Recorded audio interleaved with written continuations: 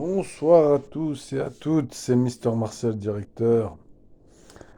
Je voulais faire une petite vidéo concernant la langue française. Vous savez, quand j'étais petit, je croyais que il y avait des gens qui connaissaient tout le dictionnaire par cœur. Car quand j'étais en primaire, je voyais certains adultes, surtout ceux qui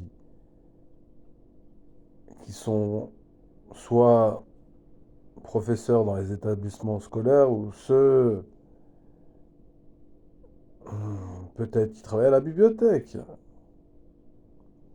Et quand tu es enfant, tu es petit, tu n'as pas d'expérience. Or, tu, tu vois là, certains adultes qui expriment des mots et que toi-même tu ne comprends pas et qui sont à l'aise en français. Mais en réalité, tu te rends compte, plus le temps il passe et plus tu fréquentes ces personnes que tu as l'impression qu'ils connaissent tout le dictionnaire. Et en réalité, c'est faux. Moi, ce que j'ai observé pendant toutes ces années, c'est impossible de connaître tout le dictionnaire. Je crois que la langue française comporte environ 60 000 mots. C'est déjà énorme. Le commun des mortels utilise environ, d'après Google, 500 mots. Qu'est-ce que c'est que 500 mots vise 60 000 mots? C'est vraiment ridicule. Avec ma petite expérience, ma petite échelle, il est impossible de connaître tout le dictionnaire. Impossible. Pourquoi? Admettons que je travaille sur un texte, je travaille sur un ouvrage. Pendant que je le travaille, il est normal que je connaisse ces mots. Si je travaille sur un texte, si je ne comprends pas le contenu, si je ne comprends pas les mots, à quoi bon? Ça ne sert à rien. Mais là où je veux en venir, c'est que l'être humain, dans sa globalité, quand tu es dans la rue ou quand tu échanges avec un individu, c'est toujours les mêmes mots qui reviennent. Bonjour, ça va, qu'est-ce que tu fais de beau, tu vas au travail, tu vas au sport, tu es revenu de telle destination, tu as vu le match de foot hier, c'est toujours les mêmes mots, c'est toujours les mêmes phrases. Et finalement,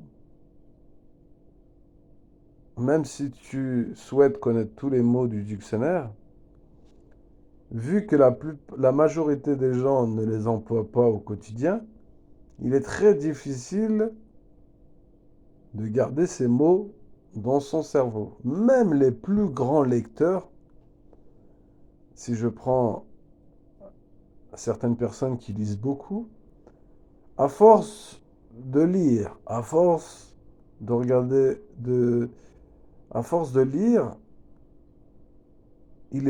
ces personnes voient ces mots. Et finalement, ça reste automatiquement dans leur cerveau. Mais le problème, quand ils doivent échanger avec un être humain, ils sont incapables de sortir le mot. À moins que c'est des euh,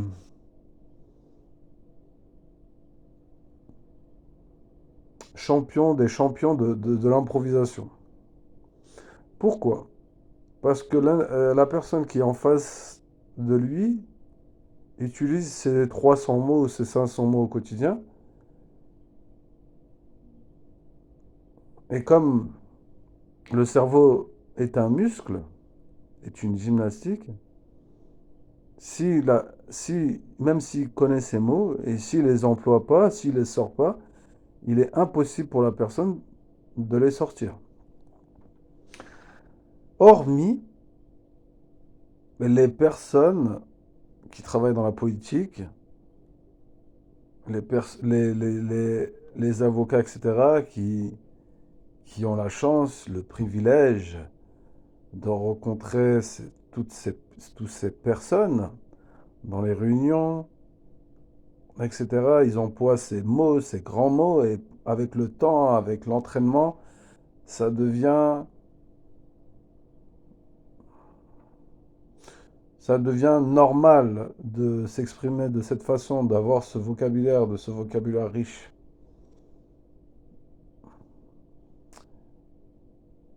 C'est comme un entraînement, c'est comme quelqu'un qui fait son footing régulièrement, c'est comme quelqu'un qui va à la salle de musculation, qui soulève des haltères, c'est la même chose que quelqu'un qui pratique le foot. Mais si on revient à la langue française, on a toujours stipulé que c'est la langue de Molière. J'ai jamais compris pourquoi. D'ailleurs, Molière, c'est pas lui qui a créé la langue française, comme son confrère Shakespeare, quand on dit la langue de Shakespeare, l'anglais. Or que ces deux personnes, ces deux personnalités, au départ, ne sont que des comédiens. C'est pas eux qui ont créé ni l'anglais ni le français. Mais d'après Google, j'ai tapé pourquoi on appelle la langue de Molière. Je vais vous le lire. L'origine de cette phrase provient de la coutume d'attribuer à chaque grand de langue le nom d'un auteur célèbre associé à son pays.